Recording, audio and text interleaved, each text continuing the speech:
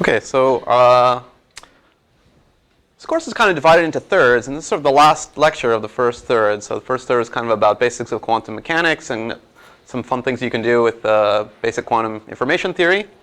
And the second third of the course, which will start next lecture, is really like quantum computing, like algorithms, the classic things, Shor, Grover, etc. But we're going to end this third on a topic that is very fun, I think. It's the topic of quantum money. So let me tell you some stories about it. So there's one chap that we've been mentioned a couple of times in this course called Charles Bennett. And he's one of the pioneers of quantum computing. And he was an undergrad in physics in like the very early 1960s at Brandeis. And he had a friend there that was also, I think, in physics called Stephen Wiesner. So they're undergrad friends together. And then after they graduated, they both went to graduate school, but at separate places. Bennett went to Harvard, and Wiesner went to Columbia. But they stayed friends, and they would, still visit each other sometimes. And one time in, 1969, Wiesner came to visit Bennett at Harvard, and he started telling him about these ideas he had for quantum money. And also a few other things, like the thing that we now know as super dense coding and some other ideas. And that's pretty cool because 1969 is 10 to 15 years before people like Feynman and Deutsch even started thinking about quantum computing. So it's pretty amazing that he had this highly sophisticated idea for applying quantum to real world problems back in 1969. It was also well before the proof of the no cloning theorem, which in some ways motivates the idea of quantum money, its inability to be copied. So Wiesner wrote up his ideas into a paper, and he submitted to a pretty prestigious journal, the IEEE Transactions on Information Theory, and it was rejected as being nonsense, because I guess it was ahead of its time. And supposedly he resubmitted several times to more journals, and was rejected every time, and basically gave up. And somehow, I think he even got out of academics. And somehow, the idea of quantum money only stayed alive because Bennett, he continued in academics and research and so forth, remembered it and would periodically tell people about it. So Bennett went on to work for IBM. He was originally a physicist, but they were building supercomputers, and he got into computing and even a little bit of theoretical computer science. So he's a pretty well-known researcher, for a while after that. Okay, let me change the topic to another person called Gilles Brassard. Again, if you've been paying very careful attention to all these names, you've heard his name before. In fact, Brassard and Bennett were two of the 6 co-authors on the teleportation paper that we talked about last time. So Brassard was a French-Canadian guy. He's younger than Bennett. He got his PhD from John Hopcroft, the theoretical computer scientist, at Cornell in '79. So he was solidly a theoretical computer scientist. He studied cryptography. So he got his PhD in 1979, and just afterwards he was a postdoc, I think.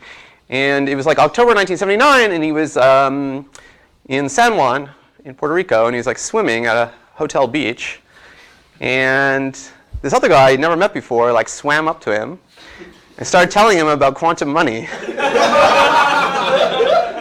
And he described it as the most bizarre and certainly the most magical moment in my professional life. So of course the other guy was Bennett, who was 36 at the time. And to be fair, it's not a crazy coincidence. So they're actually both in San Juan because it was the 20th Fox conference. This Fox conference is the most well-known conference in theoretical computer science. And Brassard was there to give some talk about crypto, which hadn't happened yet at the swimming meeting yet. But Bennett recognized him from the previous days of the conference and thought he might be interested since he was interested in crypto. So actually, they started talking apparently immediately, and they got out of the water and started thinking about quantum money and quantum crypto. I guess Brassard didn't know anything about it at the time. And it was pretty cool. They were working on quantum crypto ideas back then because just the notion of crypto was pretty new. It was 1979. I think RSA came out publicly in 1978 and Diffie-Hellman in 1976. So this was already a new topic. So they're combining some very hot topics. Soon to be hot topics. And in fact, in 1982, they wrote the first paper together, which was called Quantum Cryptography, which is pretty cool. And they had a lot of collaborations after that, Brassard and Bennett. For example, the teleportation and many other things in the theory of quantum computing. And yeah, so what about Wiesner? So Wiesner, after this,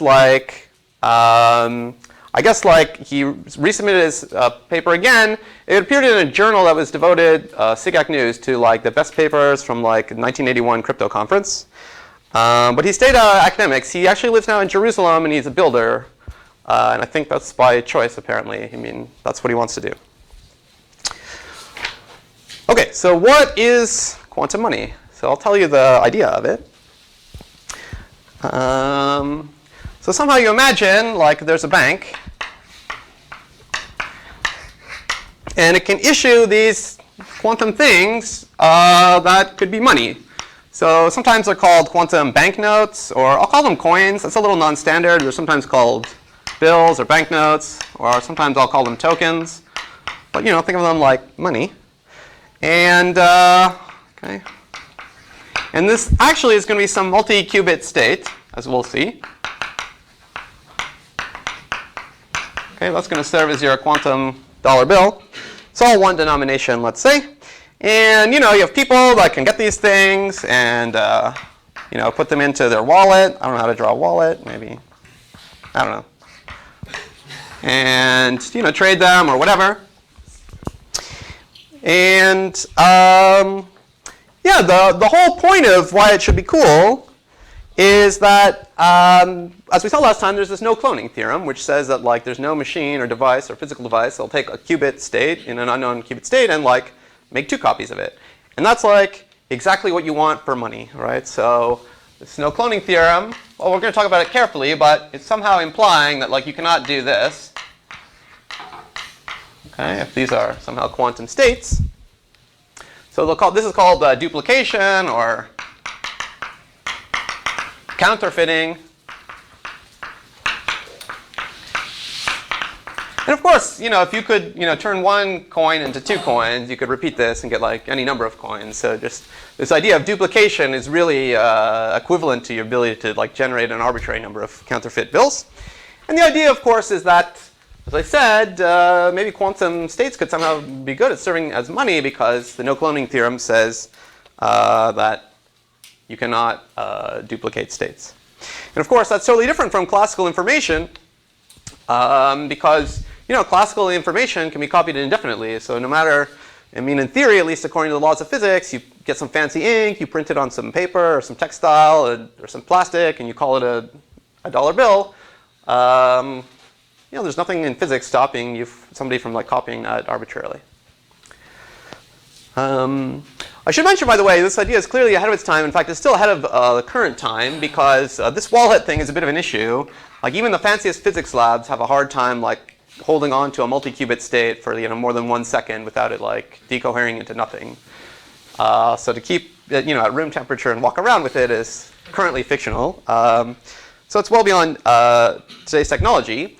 Although, as I'll mention briefly, and as you'll see on the homework, there's an idea that was started by Bennett and Brassard, you know, that's extremely similar to Wiesner's idea for quantum money, called quantum key distribution.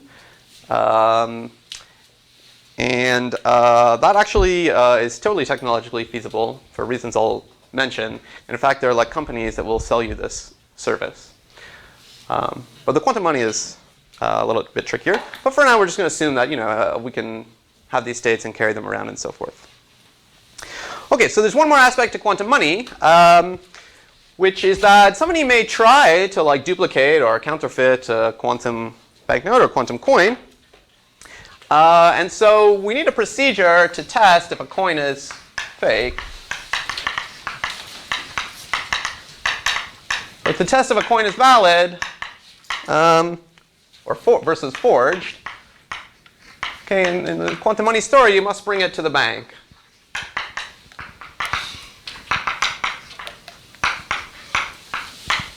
Okay, and they'll somehow check if it's a genuine piece of quantum money or not. And that actually is a little bit annoying. I mean, that's not so much like real life. Like, it'd be kind of annoying. Like, whenever your shopkeeper, somebody buys something from you, you take their money, you have to immediately like run to the bank and say like, hey, is this definitely good money? We'll talk about this a bit later, potential ways around it. But if you don't like that, another way to think about this whole story, instead of calling it quantum money, call it like quantum subway tokens. Okay, Okay, so this is something that like Broussard liked to say sometimes. So you just think about it a little bit differently. Like a subway token, you also want like you also have some central authority, which would be like the transit authority. And you know, they issue these things, or like they can produce these things called, you know, subway tokens, which will be like the same as quantum money. And these things kind of, you know, you can trade them around and stuff among people, but the main thing you do with a subway token is just hold it and then like use it to enter the subway when you want to. And so here the verification process is kind of like when you get to, I don't know how to draw this, like when you get to the turnstile. Right? You take your subway token, you put it in the turnstile, and if you know it's a good subway token, then it lets you through.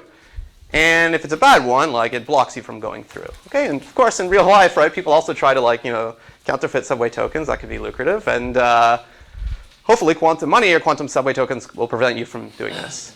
Okay, so these are just it's the same thing. Like it's just two different mental perspectives you might have on the same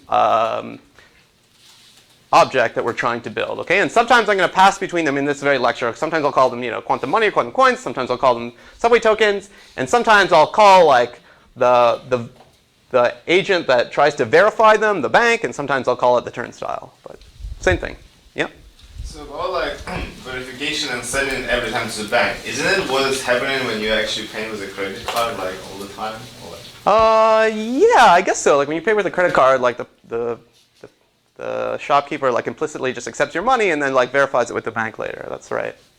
Yeah, so maybe it's not so unrealistic in that sense. Okay, so this is kind of the scheme we want. And there's more than one suggestion for how to do this, but you know, the simplest one and maybe the nicest one is Wiesner's original scheme, which I will now tell to you. Okay, so as is often the case in like cryptographic things, one component of the scheme is a security parameter called n. Okay, and the point of a security parameter is to give you like a trade-off between how secure your quantum money is in this case and how efficient it is to work with these quantum coins. So you know, I just, you know, for example, you know, n could be 256 in whatever I'm about to say. Okay, so now let me draw this picture on this board. Well, I'll start it over here. Okay, so let's talk about all the components here. So the first component is how does the bank generate a quantum coin? So to create a quantum coin,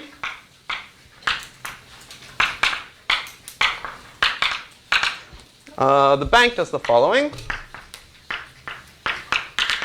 Okay, first thing is it picks a random string of n bits, call it S, and this is called the serial number. Okay, just like every banknote you have in your pocket has a serial number on it. So too will these quantum coins. And okay, and then it's going to pick another thing, which is going to describe the quantum state, which will serve as the quantum coin. So I'll write it like this. Picks a string, if you will, Q, which consists of 4 different symbols, 0, 1, plus, or minus, of length n, again at random. Okay, this is like a string over a little 4-character alphabet, so it takes 2 times n classical bits, random classical bits, to pick Q.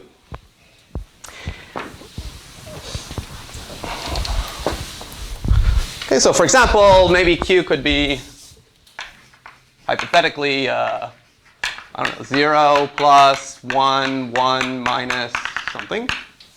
Okay, 256 such symbols. And then it creates the, you know, the obvious associated quantum state. N qubit state,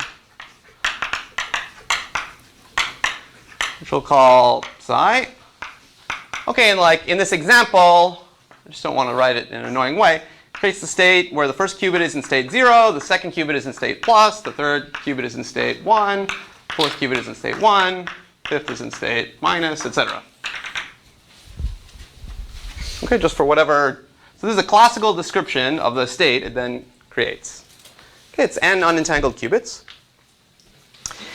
And that's basically it. So then, I mean, it puts this state into like a nice box, cylindrical box, and like stamps S, the serial number, on the front. And that's the quantum coin. Okay, so if you're the first person to own that coin, you get to hold on to these n whatever photons. You've got to be careful with them. And it comes with a label S, which you can read. That's the serial number.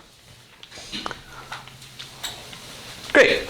And it's important for the bank to keep track of these S and Q pairs. Okay, so the bank also maintains a list of S and Q pairs. Okay, and this should be secret. Actually, this is a bit annoying in practice for the bank. Like every time it creates a coin, it has to write down this pair S and Q, especially if the bank has many branches. It has to always like send it out to them. Or if like the bank is really a turnstile in the alternate picture, like you don't want the turnstile to have to update every turnstile every time you generate a new coin. So actually, Bennett and Broussard and another person called Breitbart and also Wiesner in '82, among other things, they made a kind of a cryptographic suggestion, which is this: the bank, or the transit authority, if you want to imagine the subway token model, one time, like at the very beginning of everything, can pick a secret key, k, let's say 100, n bits long or 256 bits long, at random. And then, instead of like always generating a random serial number and a random description Q, they can just generate random serial numbers, and then they can use a system where the Q is like some pseudo-random function indexed by k applied to S. So I wrote the letters AES because like that's the most well-known like pseudo-random function. If you have like a secret key, it's like some well-known thing where you plug in k, which you're keeping secret, you plug in S, which is maybe a public information, and it spits back a string Q. Actually, you need it to be twice as long here, but whatever.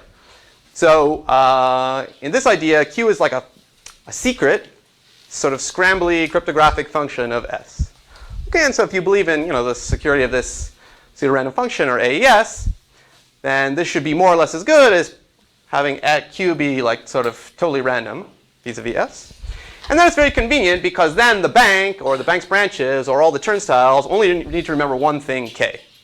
Okay, and then when they see a serial number S, they know what like Q is supposed to be. But hopefully, a generic counterfeiter who doesn't know k has the property that like these SQ pairs just look unrelated. Okay, so that's a little cryptographic way to achieve some efficiency, but if you don't want to care about it, don't worry about it, and just imagine S and Q are totally random. Any questions? So is Q a qubit then, or? No, Q is this thing. Q is a classical description of an n-qubit state. Okay? And the state is called psi. Yeah? So the coin is just psi. No, the coin is the pair. Sorry, I should have written this more explicitly. S and psi. Sorry, I should have made that clear. So you keep S and psi, and the bank keeps S and Q. Yes. Right.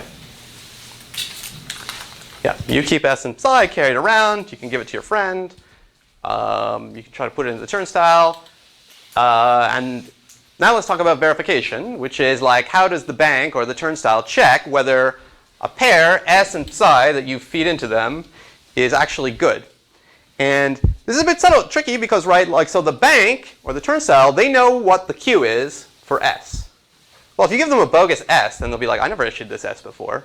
So then they'll immediately catch you. But in general, you'll give them some good serial number, and they know what Q is. But the bank also doesn't know what the deal is with the psi that you hand them because, well, you can't just look at a quantum state and tell what it is, right? That's the whole point of quantum states. So this verification procedure is non-trivial. I mean, the bank knows what psi should be, but they have to check it. Okay, so let's talk about the verification. I mean, they're going to do the obvious thing of a coin s comma psi. Okay, so the bank looks at s, determines q. Okay, either by looking it up in their giant ledger of SQ pairs, or if they're using this scheme, just applying the pseudorandom function to S to get Q. Okay, and then like the bank measures, each of the n qubits in psi in the, let me just not fully spell it out, I think you'll get the point, the appropriate basis, meaning either the 0, 1 basis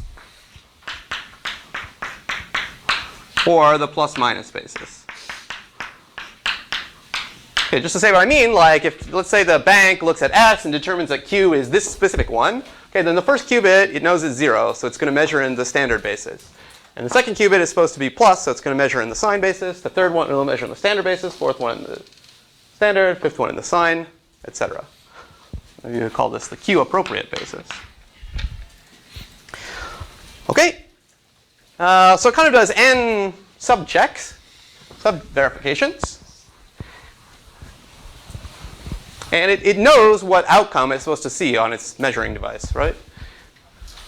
For each of them. So if all the n checks pass, okay, then great. Like the coin has been verified. And if it's a turnstile, if you choose to think of these as subway tokens, then it lets you through.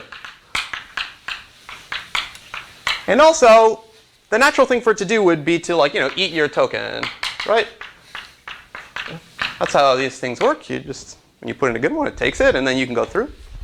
If you're imagining it like a bank and quantum money, like somebody gives you this coin to buy a donut, and then you take it to the bank and just say, can you please double check for me that this is a real quantum coin? And they do, and it passes, then you say thanks, and they give you the coin back.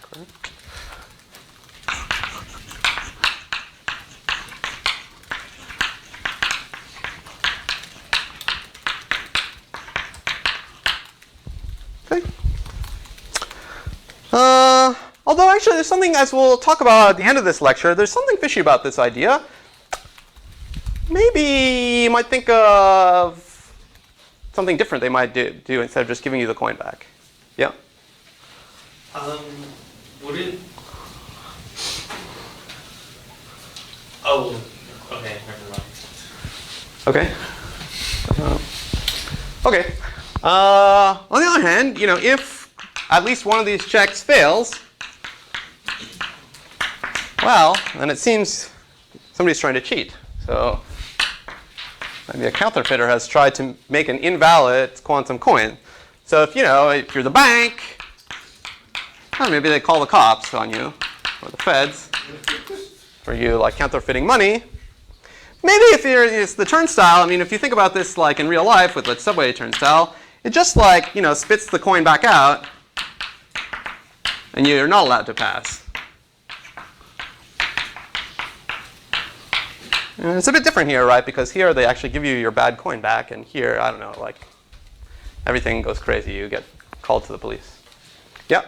Wait, so if we're measuring or verifying or eating your token, doesn't that change the state of the coin itself? Yes, it does change the state. So how do you... But well, in this case, it changes the state. So Okay. Good. So this is a good point. So let's say everybody's acting appropriately, and somebody takes a valid coin to the bank. Then actually the bank's verification procedure doesn't change the state, right? Because that's the case where all the pieces of psi are what they're supposed to be. So the first thing the bank does is measures this qubit in this standard basis, and so it gets back 0 with 100% chance, and the state remains 0. There's going to be no entanglement at all, or hardly any entanglement in this whole story. So these are all unentangled. And then it measures this one in the sign basis. It expects to get plus. It does get plus with 100% chance, and this qubit stays in plus. What if What if it's supposed to be 0, but you measure blank, but the state is actually in plus, but then you still have 50 chance? Yeah, so we'll talk about these things. So, for example, we'll talk about these things, but like, maybe a bad person would like, send in this coin to be measured. And then there's, so the bank will measure this in the 0-1 basis. And, yeah, so what will happen? There'll be a 50% chance it'll see 0, which is what it expected to see. And so it looks kind of good from the bank's perspective. And there's a 50% chance it'll get back 1, and then it'll know for sure this is a bad coin.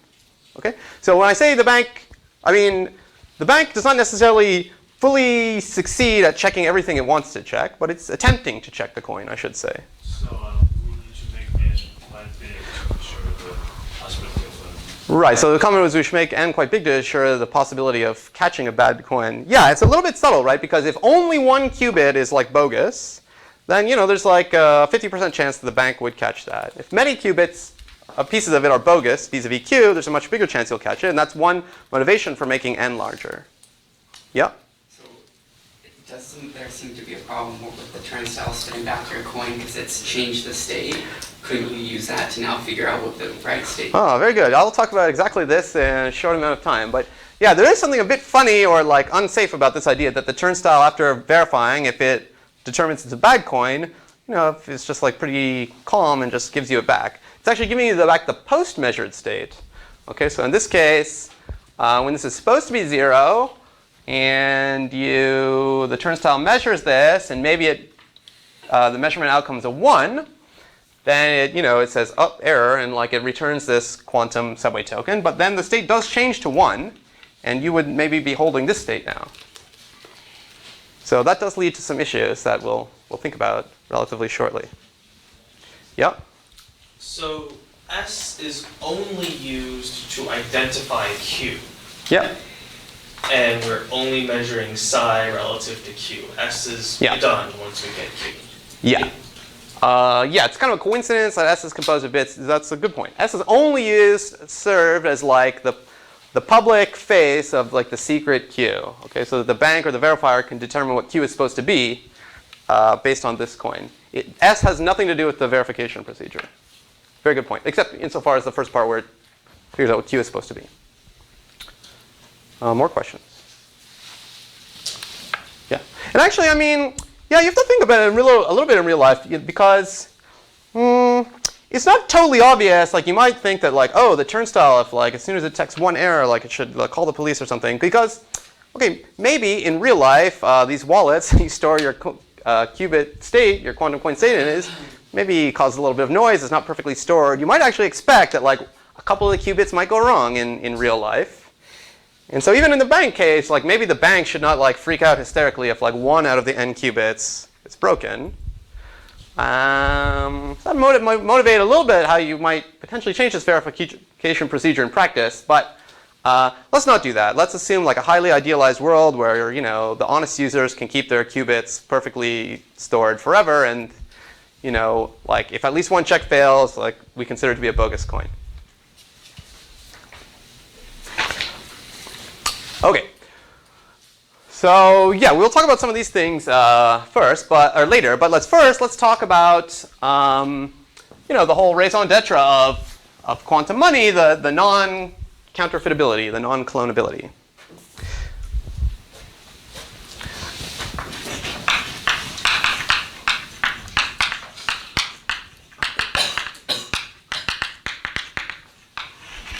I'll put a question mark here. So.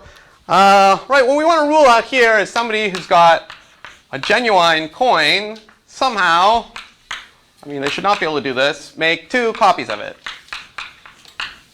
And hence, the ability to make arbitrarily many copies of it. And of course, the idea behind this is the no cloning theorem, which basically says there is no, if this is a sufficiently unknown state, which it is here, I mean, it's got many qubits and there some mixture of zeros and ones and plus and minuses, there's no machine that can like just always take in an unknown psi and output 2 copies of it. However, this very question came up last time. That's to say that like, there's no machine that will do it with 100% accuracy every time. But if there was a machine that could do it 90% of the time, that would be quite bad, or quite good from the counterfeiter's perspective. Even if there's a machine that could do it 10% of the time, that'd be pretty awesome from the counterfeiter's perspective. Right? And in some sense, like, there is a machine that can do it successfully with probability 1/4 to the power of n. Because it can just make a completely random psi, and then with probably 1/4 to the n, like, voila, it made like a correct copy of psi. So it's not like you can say, like, it's absolutely impossible for a counterfeiter to, like, make a second copy of psi. It is, like, possible, but this is what we want. We want, okay, 1/4 to the 256 is, like, truly negligible. It's unphysically small, and that's what we want. We want like a only exponentially small probability of being able to successfully make another copy of psi. So, in fact, the best strategy for trying to copy psi is known. But let me start with actually not the best known strategy, but a simple strategy. Here's a simple attack that you could try as a counterfeiter. And it works. It's going to work with probability 5/8 to the power of n. Okay, so I said, the most naive thing of just outputting a random state and hoping it's psi works with probably 1/4 to the n. This is a lot bigger. This is 0.625 to the n. But it's still super small, and thus that makes us happy. Okay, so this is considered very good for the purposes of security. If n is 2 to 56, then this is like, I think 2 to the minus 175 or something, which, again, is like far smaller than 1 over the number of elementary particles in the universe, so we can just assume basically it never happens. So here's a simple attack. It's actually barely more complicated than just guessing a completely random psi.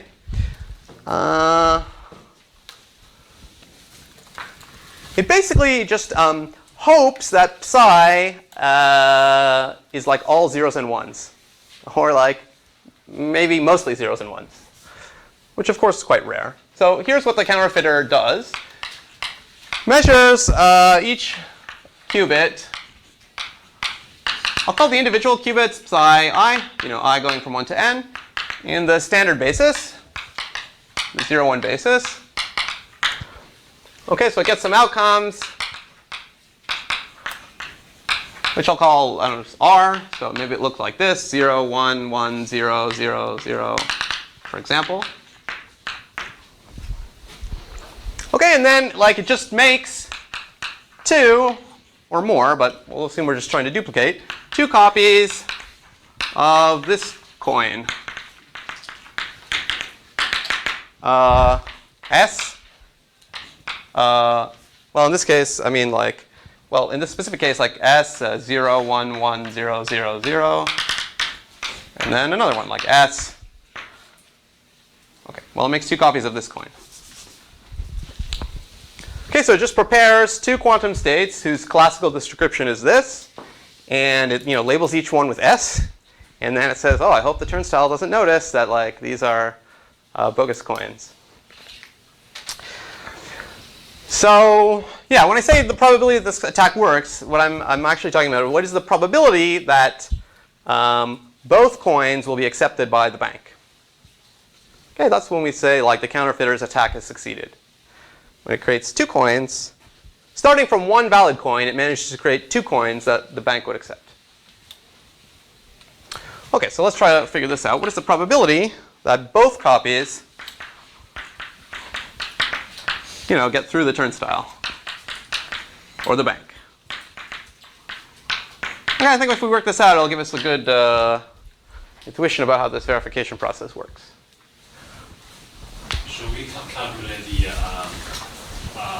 expected utility instead of just calculating even if just one copy works, we're not losing anything, right? Well, you have to potentially ascribe like a negative utility to either your, especially in the bank case, you're a negative utility to like getting the cops called on you. Oh, yeah. So maybe if that's, yeah. Okay. And this probability, so this calculation is a little bit funny because in the probability I'm also considering over the generation of the true Q for this S. You'll see what I mean in a second. So like, imagine S is fixed. Then for each I, there's a half chance that the true QI actually is in 0, 1. Okay? If the coin's ith qubit is actually supposed to be 0 or 1, that's quite good for the counterfeiter. Okay? Because in that case, it'll surely learn the correct QI. Okay, its measurement in the standard basis will reveal to it the actual QI. It's a true state. Okay, and then, of course, then the turnstile or the bank is happy on this I. It's probability 1 for both the coins, because both the coins will have the correct ith qubit, be it 0 or 1. Okay, but it's much worse. There's a half chance that the true QI is in plus or minus. And now it's much worse for the counterfeiter. The counterfeiter is not dead, but there's a lot of chance that something will go wrong. So, so first of all, the first thing the counterfeiter is doing is like measuring this qubit, which is actually ket plus or ket minus, in the 0, 1 basis. Okay, so I mean, it's at least its outcome, Ri, is equally likely to be 0 or 1.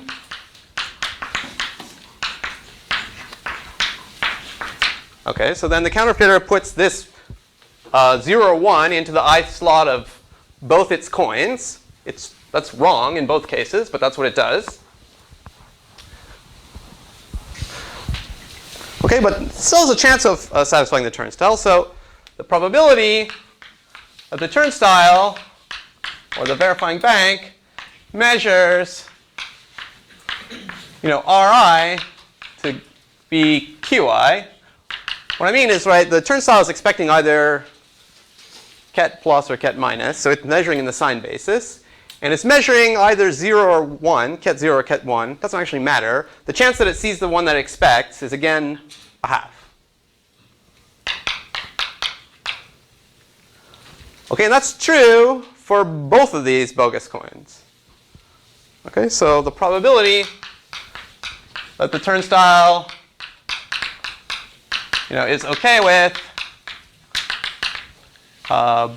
both coins' ith qubit is a quarter. Okay, so therefore, overall probability that the turnstile or the bank is happy with both coins' ith qubit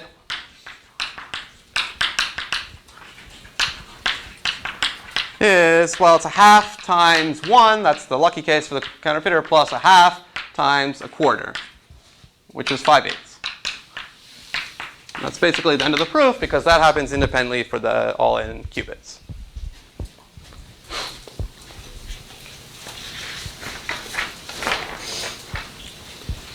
Any questions? Yeah? Can this be pretty easily avoided if you use that random generation of S and Q? For example, if I were to generate an S and then randomly generate a Q and keep that in the database, then whenever I verify a coin, I just remake the coin with a different Q, then the second coin would always fail. I didn't quite follow. Let me ask you this. So, I mean, it is true that like the bank does generate a random S and a random Q, like every time it issues a coin. So in your verification, you just eat the old coin and produce a new coin with a new Q, and delete the line in your database that had the old S and Q and replace it with the S and Q, and then that second coin will always fail. Yeah. Although, okay, so this is a good point. So this is what I was actually alluding to earlier. It's a good observation, which is this. One thing a bank can do when somebody brings in a coin is to decide that regardless of whether it's good or bad, it's going to, well, I was going to say it's going to reissue the coin actually, if it's bad, it should just call the police and like, never mind, everything is over. But you could imagine a paranoid bank, like even, it gets a coin, it does all the measurements, it says, hey, this checks out, this is a totally valid coin, and the state is now exactly the psi it's supposed to be. You can imagine that still it's like, I'm paranoid. I'm going to like throw this in the garbage, as you say, cross S and Q off my list, and just make a whole brand new coin and say like, here, have this coin in exchange. That might seem like a lot of effort, but on the other hand, there are reasons why it might be a good idea to do that. And we'll talk about that later. Now, if the bank is going to do that, then obviously this is not like something you should talk about, right? Because like a counterfeiter will never try to pass two coins with the same serial number, because it knows, and everybody knows, that like as soon as you verify or you put it into a turnstile a coin with a certain serial number, like that serial number becomes basically invalid in the model where every time you verify you reissue a coin. So this strategy doesn't really make sense in that case. But in the case that we've been discussing so far, where when you don't think about the turnstile, think about the bank. When you take a coin to the bank with a certain serial number, the bank gives it back to you on a successful verification, then this attack makes sense. Yeah. I mean, I think it doesn't even make sense to talk about quantum things, because you can do the same with like real money or like just electronic bits. Right? How so? Like imagine you have a bank that just issues random streams. Yes. But then as long as you try to, like every time you want to make a payment, you check it through the bank, and as long as you check it through the bank, it's like cross out that random stream and generates a new one instead. What does it mean, like check it through the bank? Like they just check whether this serial number has ever been issued before? It's like active right now. Like is this serial number active right now? Yeah. If it is, I'm like good, but I cross it out and issue you another one. Right. So I guess the point with quantum money, the idea is that like you don't have to do this. Like when a coin is checked and deemed to be okay, then you can just reuse it again later. Okay? And in fact, I'm going to talk about this too. Like once you've gone to the trouble of like going to the bank to like check if this coin is valid or not, maybe you'd think like, man, it ain't so bad if we just like assume the coin like crosses, or the bank crosses this coin off and like generates a new coin. But like the true ideal, which I'll talk about the potential for generating it, is that like to verify a coin, you don't even have to go to the bank. Like you just maybe do something locally and become satisfied that it's a good coin. And in that case, you would want to have this like reusability property that like, oh, it's not like every time you check a coin, like it becomes unusable. Yeah. I might have missed something, but if you're reaching a coin and like somebody else actually had that coin and like some attacker is trying to pretend he has that coin, wouldn't the coin of the person that actually had the coin, wouldn't that coin be invalid now?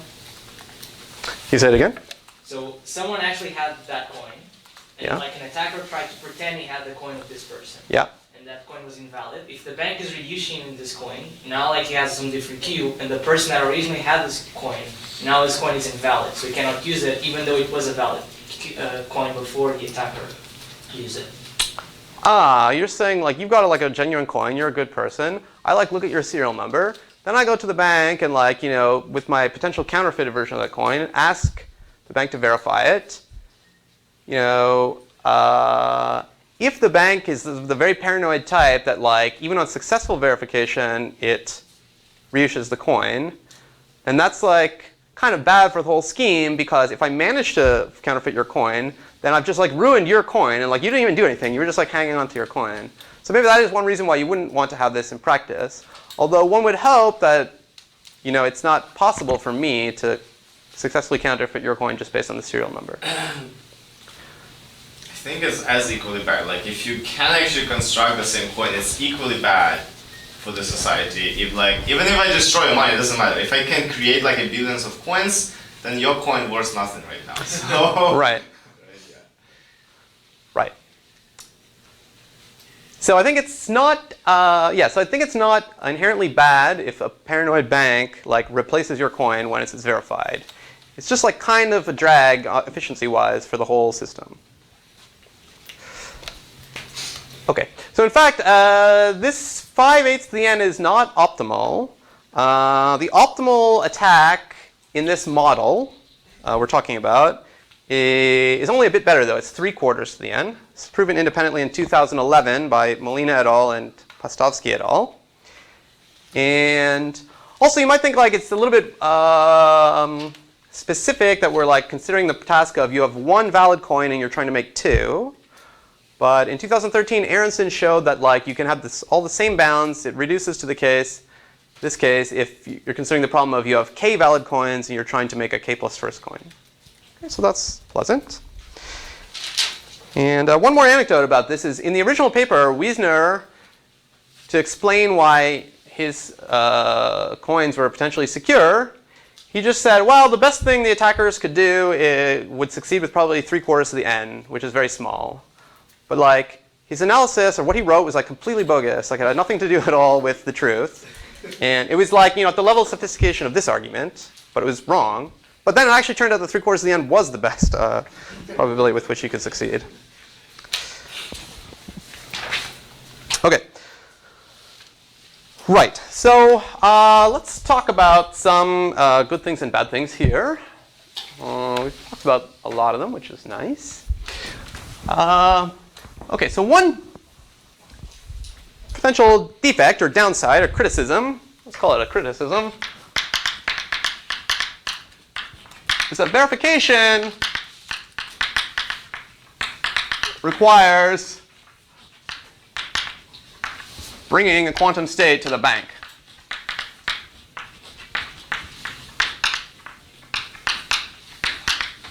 So let's think about it really in the bank and quantum money model for this criticism. It's annoying if somebody trades you a quantum coin for something. You want to check it, you have to like walk all the way to the bank with your quantum state. Or you could imagine that like maybe there's like some fiber optic channel that lets you send this coin state to the bank. But still, that's like annoying. So one thing that would be better, and this was made better in some sense by Gavinsky in 2011, is a verification procedure that only requires classical communication with the bank. Didn't we already have quantum computation? Well, then you're requiring like people to like carry. You could do that, but then you would require people to carry like n EPR pairs around, halves of EPR pairs around with them. That would be like asking the user carrying a phone that's like nowadays, right? I mean, that's not like... Yeah, I mean, I guess so. We're already imagining they're carrying around these quantum money states.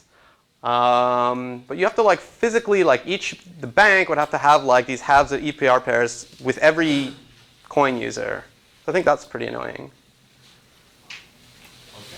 No, I think every time, like, the only way how you can get a coin is from the bank, right? Yeah, initially. So you're saying like, oh, when you get a coin, like, also have get like these EPR pairs. I guess it's annoying for the bank, right? Like every time they issue a coin, they have to hold on to like n EPR pairs. Keep track of that, Yeah, these are good ideas, though. I mean, yeah, I mean. If a qubit is a photon, then sending a text is as fast as sending an EPR pair. Yeah, but maybe we all have like actual cell phones, but maybe like this very fancy like optical channel or fiber optics that you're required to communicate a state to the bank is more annoying. Yeah. Well, let's see. I want to make sure I don't run out of time here. So let me. In fact, let me actually add that not only does it only require classical communication, it's also eavesdroppable classical communication, which is nice. In other words, it doesn't matter for the security if somebody can listen in. Let me just try to say in words. I don't know if you'll get this. If you don't get this without me writing it, then you can read it in the notes later. Let me just say in words how a different scheme than Gavinsky's scheme works. So what I'll tell you is what was proposed later by Molina et al. So like you got this coin, and you want to communicate with the bank in an effort to try to find out if it's good or not. So first thing, you text the bank the serial number. Okay, this is all going to be classical communication. And tell the bank, okay, I want to check this coin. And I'll write a little bit at least. The coin texts back to you a totally random string. Okay, the string is not based on S, it's not based on anything. It texts back a totally random string. Okay, so like you text S, bank texts random, and we'll call this the challenge string, C in 0, 1 to the n. It's it's really okay, I'll just leave it like that. And then what you're supposed to do is measure your ith qubit in the standard basis if ci is 0, and in the sign plus or minus basis if ci is 1. Okay, so C just tells you for each qubit what basis to measure it in. Here, you should imagine the person who's checking here, think of them as an honest party. Okay, so then you do that, and you text the results back to the bank.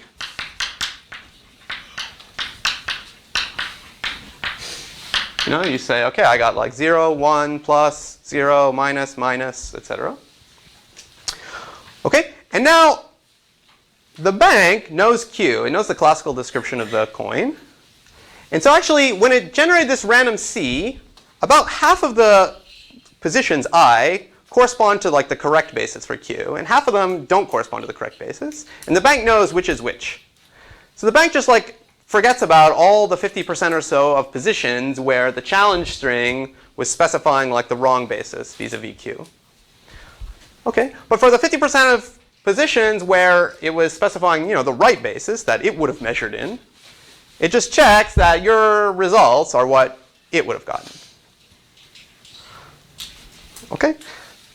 And so then the bank texts back, you know, like verified or not verified, depending on whether you got all the 50% or so measurements correct.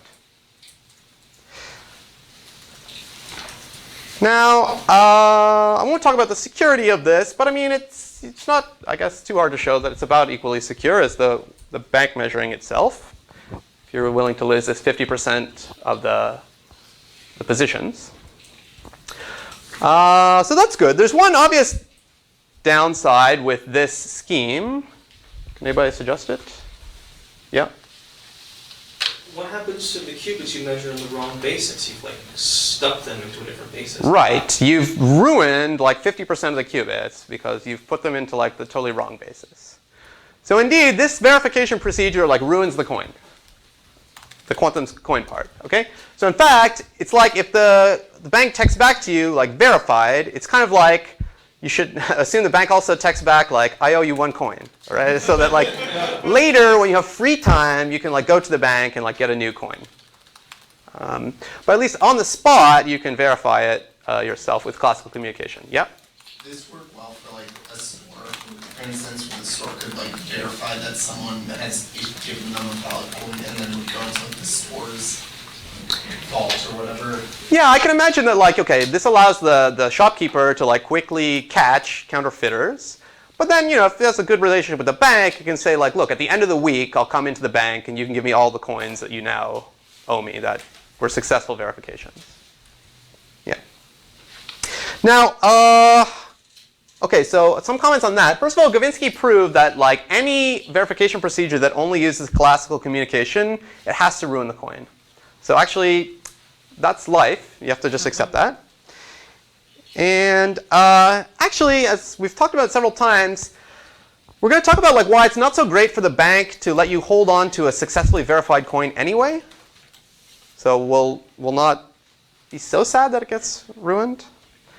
I've seen somebody else like propose like schemes where like a coin is actually like a book of tickets. So like a coin actually comes with like 10 coins, and then like when you verify it, like one of them gets ruined, but you still have like 9 tickets left. And so like basically with more efficiency lost, and then like basically means each coin can be like verified classically like 10 times, and then it's ruined. So like you can kind of tweak this a little bit so that with some efficiency losses, you can get into a situation where it's not completely ruined every single time you verify it.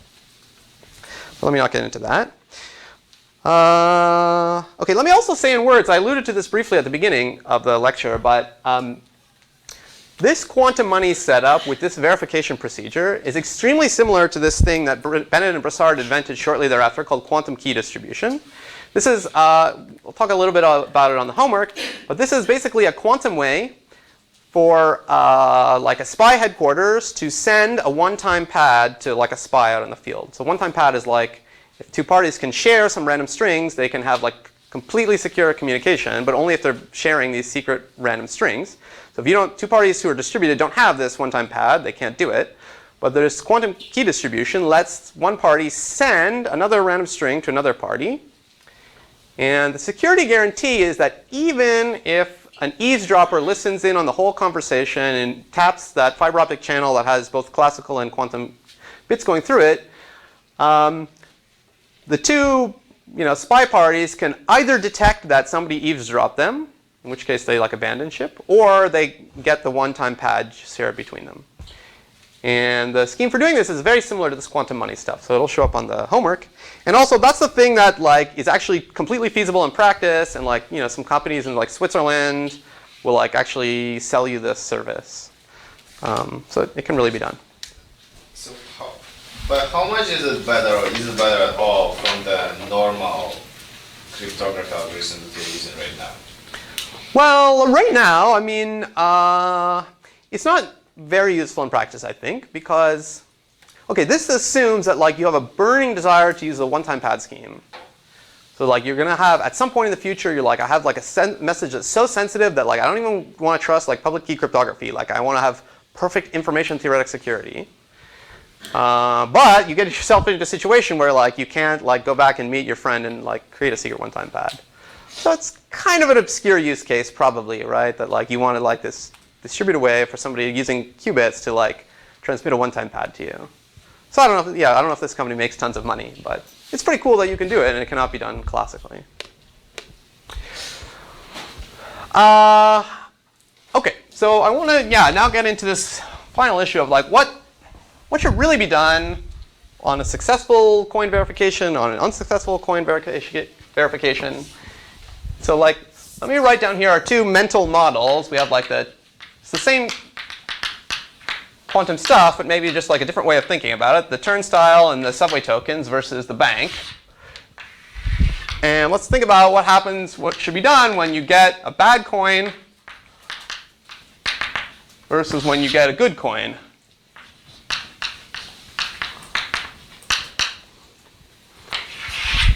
Okay, so if the turnstile gets a bad coin, maybe it should just spit it out and not let you pass. Maybe. Maybe it should call the cops, somebody tried to pass a bad subway token, but in real life it's not like that, right? They just don't let you through. But on the other hand, sorry, this is a bad chart. The turnstile should be down here, I guess.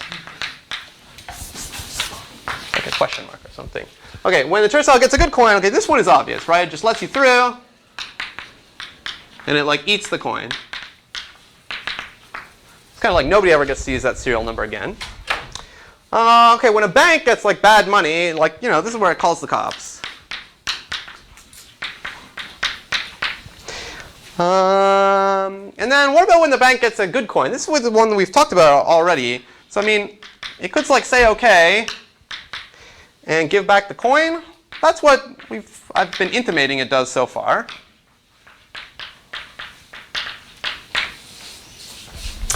But as we talked about, maybe the paranoia version is well, even though it's successfully verified, it's well, since you're already here, let me just issue a new coin to you. Could do that. Okay, so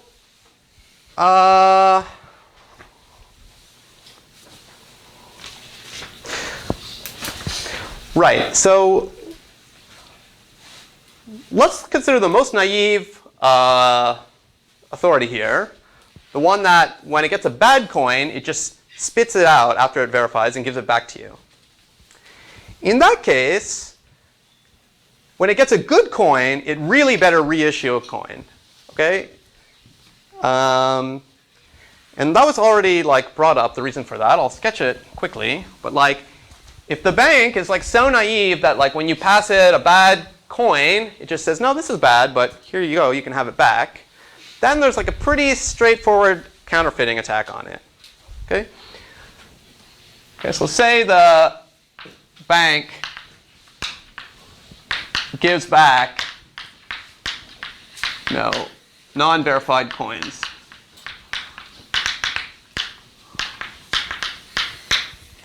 And say you're a bad guy, a baddie, with a legit coin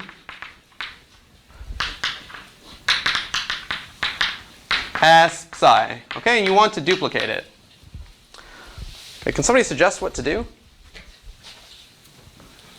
Like use the bank and like use the bank's kind of naivete in order to get a second coin? Yeah. You just keep submitting the coin you get back to them, and it'll eventually be in this correct state. Or I guess you just have to flip bits because it goes into the wrong one, and then keep trying flipping. The flipping bits is like the perfect idea. So like it's true that like actually whenever the bank gives you back a verified coin, then like you know exactly, well then it's good. So yeah, you can use this like flipping. It's not flipping because there's 4 possibilities, but I'll say flipping the qubits 1 by 1 trick. Okay, so again, let me say this just in words so I can get to the punchline of this lecture. So one thing you can do is, okay, you take this psi, which is good, and you just like try throwing the first qubit in the trash and putting in a 0. Okay, and then you give it to the bank, and the bank might come back and say like, oh no, this was a bad coin.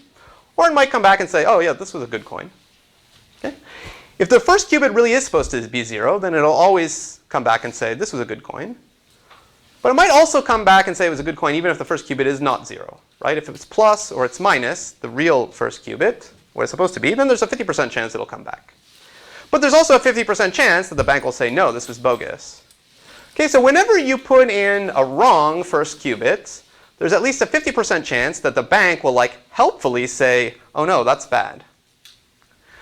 So you can see like you just put in like 0, 1, plus, and minus for the first qubit like 50 times, and you'll fairly quickly learn like which is the right first qubit. Right? It'll be the one that like always passed. Great, and then you've learned the correct first qubit for psi. Okay, and then you just do it again for the second qubit, and the third qubit, and the fourth qubit, and you just learn all the qubits.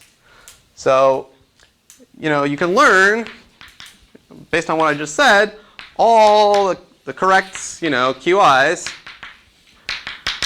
actually with, okay, for the computer science sophisticates, like, order n log n trials, or verification attempts.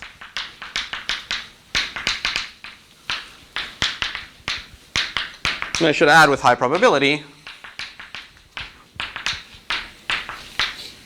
Okay, again, if you want to be sophisticated, you try to learn the first qubit using order log n attempts, and then you'll learn it with such high probability, like much smaller than 1 over n chance of failing, that like you'll even have a small chance of failing on any single qubit when you repeat it n times. Okay, so maybe this will be like a few thousand interactions with the bank if n is 256. And this naive bank like accidentally reveals under this scheme the whole psi to you, or sorry, well, it reveals the whole psi to you, yeah, the correct state. And then you know the classical description of it, so not only can you duplicate it, you can just make as many quantum coins as you want. Okay, so that's a pretty naive bank that like gives you back the bad verified coin, or the non-verified coin. So let's really assume that the bank is like, the really paranoid type, and they call the cops if you ever give them a bad coin. But let's say they're still not that paranoid, and they just do this when they get a good coin. They say, yep, this is fine. Here you go. You can go around and trade it. Then what's interesting is there's still an attack that lets you duplicate coins successfully.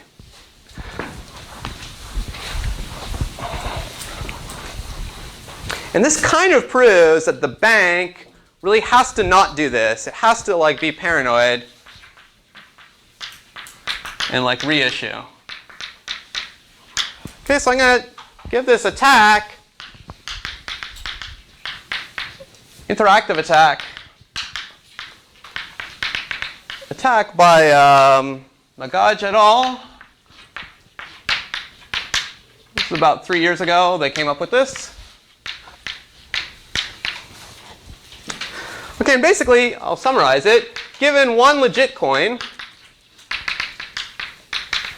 it does about n squared interactions with the bank, verification attempts. Okay, so maybe it'll be like 1 million interactions if n is 256. But then it has a high probability of exactly learning a classical description of psi. Okay, and then it can make duplicates of psi to its heart's content. What about probability of calling the corpse? Yeah, right. So with high probability it learns psi, and with like low probability the cops are called. Okay, and you can tune this probability however you want by doing more interactions. So in fact, to put it slightly more carefully, for each I,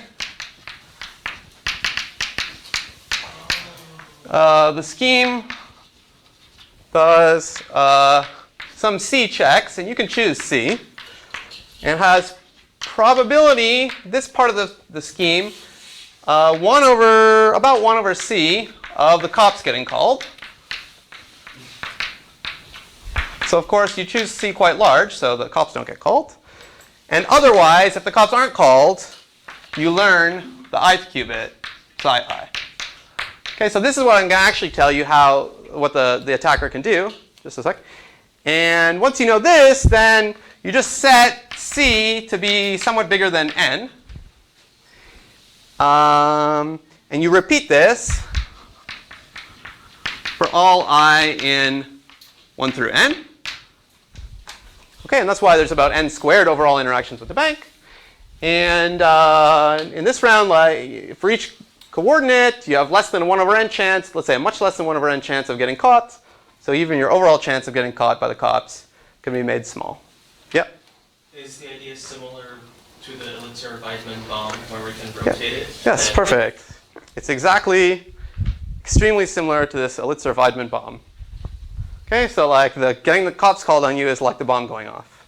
Okay, so somehow you learn the state of some kind of like unknown state through this like very mild interaction where it's like so mild that like you have like a very small chance of the bomb going off or the cops being called. And otherwise, if everything goes right, you learn the state.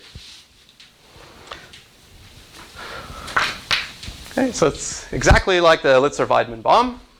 And yeah, and I'll tell you how it works. Okay, so I'm just going to tell you about this piece. So this works. This is just like an attack about 1 qubit. Okay, and then you can repeat it all n times. So here's the setup. It's like a 1 qubit attack. It's unknown.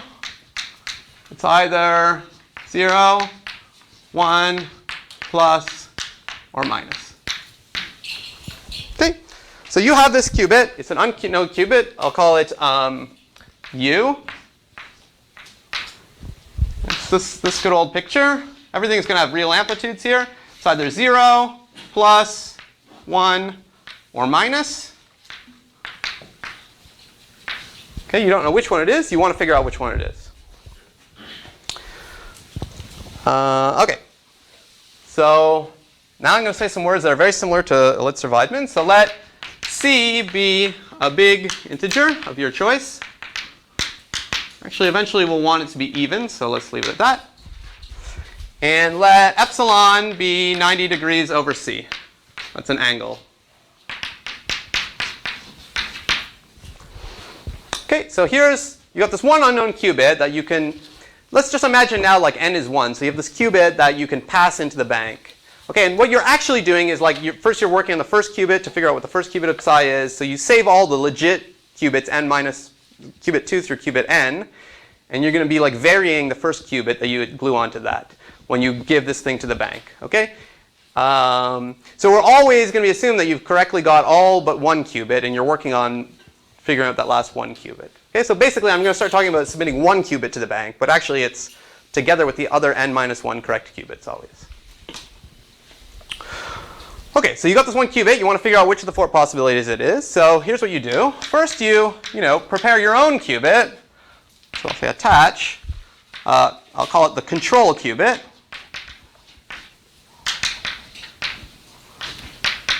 In state 0. Okay, so you just prepare your own little qubit in state 0, and you have this U, which is the thing that you're firing into the money, and you've got your own control qubit, which starts out at 0, and you're going to do something together with you and the control qubit. Okay, so let me just say, well, okay, so now the state is 0 tensored with u. Okay, so far so good? Okay, so it's going to be this Elitzur-Vaidman bomb type thing. So repeat c times. Rotate the control qubit by epsilon.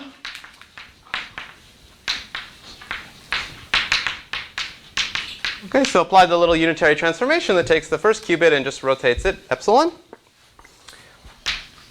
Then do a C0 between the control qubit and the U qubit.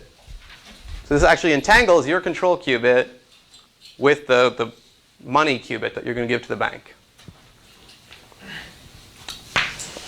Okay, and then put the second qubit into the quantum coin, give it to the bank.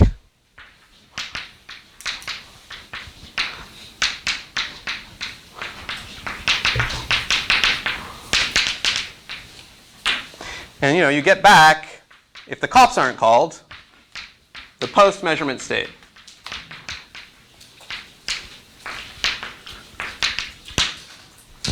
And as I said before, you're always going to be doing this with the other n-1 qubits being quote-unquote correct. So whether or not the bank passes your coin or calls the cops just comes down to whether it gets the u that it was expecting.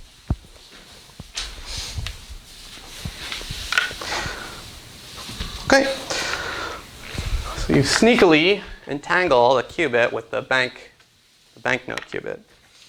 So let's analyze what happens after the first iteration. Okay, after you first rotate it by epsilon, then C0, then pass it to the bank. Okay, and there are 4 cases. So we'll do 4 cases. Case 1. Case 1 is the case that's a bit different from all the other cases, as it turns out. And for whatever reason, that's the case when u is plus. Okay. So when u is plus, like the true qubit is plus, just bear in mind that the bank will be measuring in the sign basis.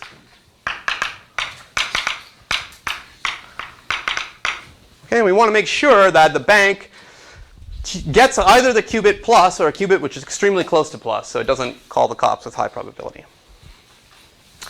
Okay, so after we do this step, we started in 0 tensor u. After we do this step, we're in this is bad notation, but this epsilon qubit tensor u. Okay, which is, this thing is like cos epsilon times 0 plus sine epsilon times 1, but let me not write that. This squiggle just represents my laziness about that. Tensor, well, in this case, u is plus. Okay, so actually, let me write this here. Plus. And let me write out plus explicitly. It's 1 over root 2, 0, plus 1 over root 2, 1. Now, the next thing that's going to happen is you're going to C0. Okay? So, you're going to get some component. There's a 0 here, and you don't do a knot on this qubit. There's some component, some amplitude here that's a 1, and you do a knot on this qubit. But actually, notice that if you do a knot on this, it does nothing. And it's a property of the plus state. Switching 0 and 1 does nothing to it. So therefore, C-knotting does nothing to this whole thing.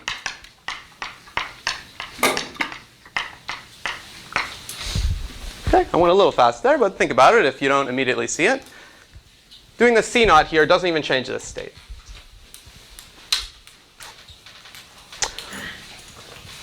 Okay, so good.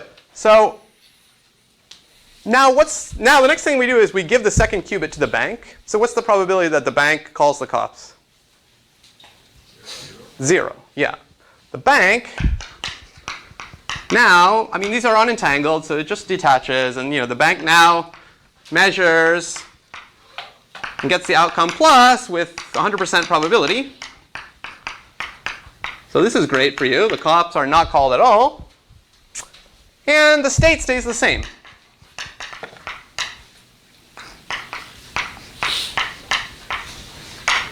Okay. It stays this. So we've now analyzed one iteration of this loop.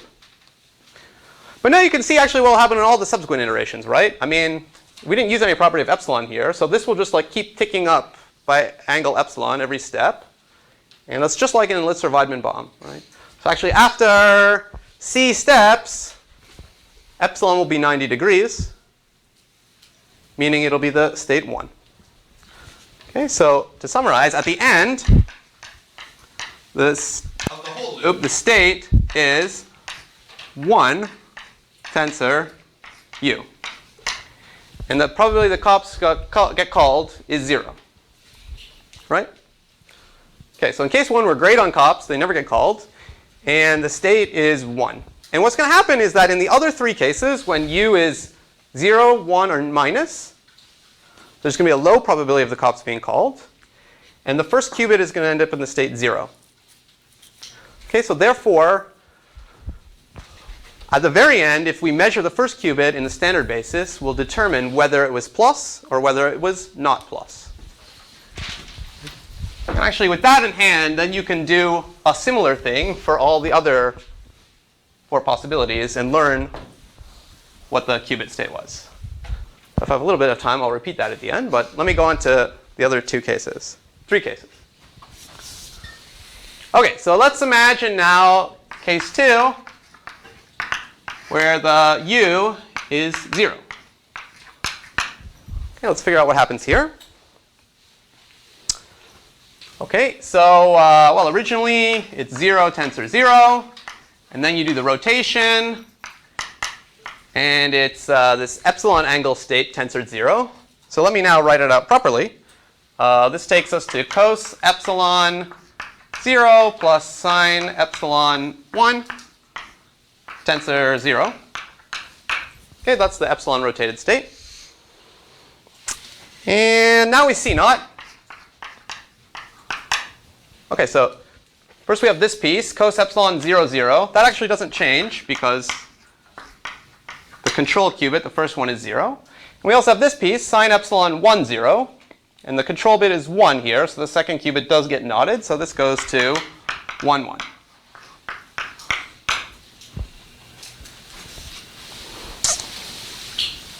OK, so now the second qubit goes to the bank and gets measured. So the second qubit is measured. And what happens? Well, the bank gets C0, which, by the way, OK, I should say that the bank in this case is measuring in the standard basis.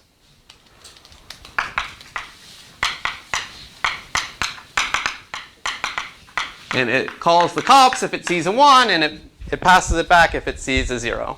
So the probability the bank sees 0 is cos epsilon squared. And in this case, the state collapses to 0, 0. Which, by the way, is what it was at the beginning. And the bank sees a 1 and calls the cops with probability sine epsilon squared, which, if you remember the Vaidman bomb stuff, is at most epsilon squared, which is really small. So this is good too, because the chance of calling the cops is epsilon squared. You're going to be doing this c times, and c is pi over 2 epsilon. So that's only like proportional to 1 over epsilon. So like the Vaidman bomb thing, we're going to repeat this over and over, c times. And each time, if the cops aren't called, it just goes back to the state 0, 0. So it's like the thing we just analyzed. OK, so the probability of cops ever called is at most c times epsilon squared, which is at most pi over 2 times epsilon. OK, and that's great, because you can make epsilon as small as you want. OK, well, give me 3 minutes here to finish. I'm really almost done. Case 3, when u is 1, I'll leave it as an exercise.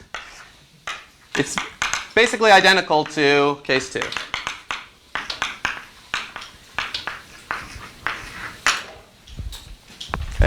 can work it out in 1 second as I'm talking, or try to. And let me do the final case, which is actually a bit interesting, but it's the last thing. So case 4 is that U is minus. Okay? In this case, the bank is going to be measuring in the sign basis.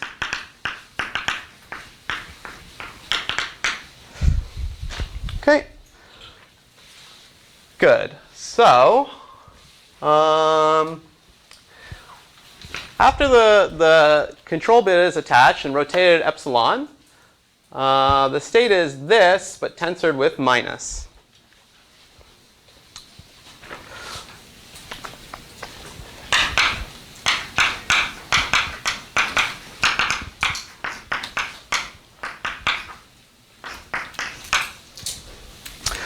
Okay, and what happens if you C-naught this?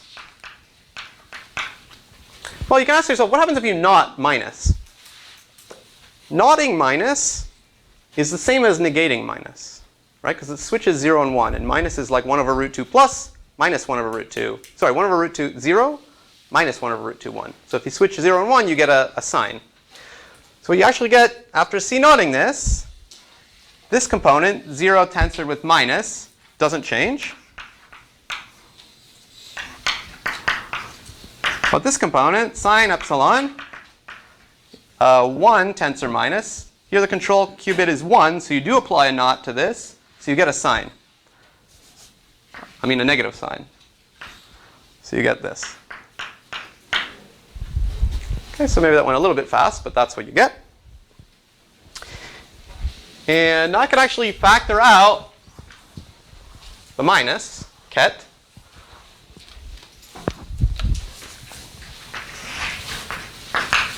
This is cos epsilon minus sine epsilon. Cos epsilon 0 minus sine epsilon 1 tensor minus. Okay, which is kind of like the negative epsilon qubit